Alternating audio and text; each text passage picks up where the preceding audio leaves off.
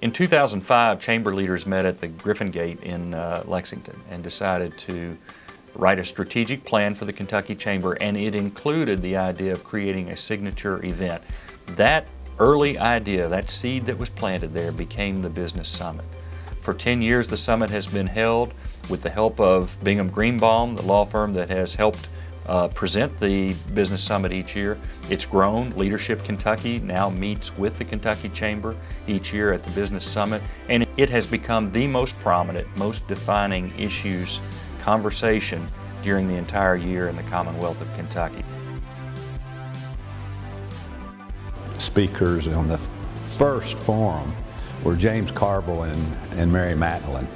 You don't get two people that are any more entertaining, or should I say diametrically opposed in their thoughts and ideas, but I think things obviously have gone way beyond our prospect of what that would mean, but it has become a unique and important event to leadership in Kentucky. At Leadership Kentucky, our mission is to educate our class members about the issues affecting our state and how they can use this information to improve their communities and the Commonwealth. The Business Summit provides well-respected leaders outlining the compelling topics that we're facing.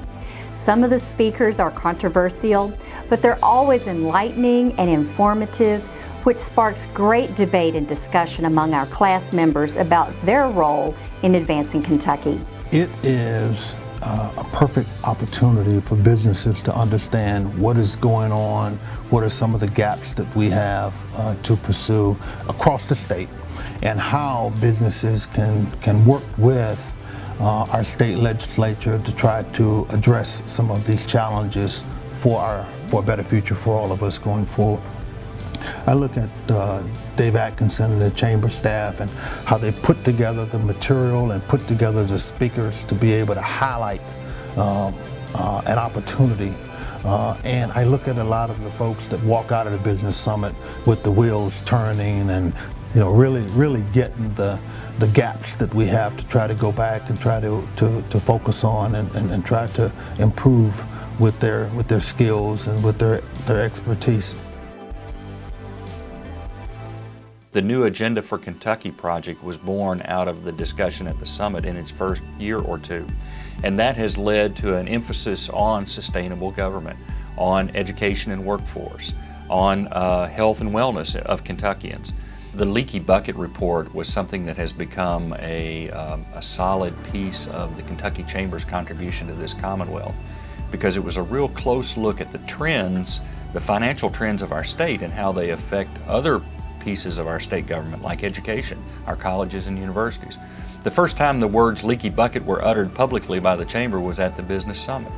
And at each summit, or at most of the summits over a 10-year period, we have presented policy reports like the Jobs Report, where we looked at how we stack up against other states in our ability to create jobs. The Leaky Bucket Report, the P3 Report, which stands for Public-Private Partnerships.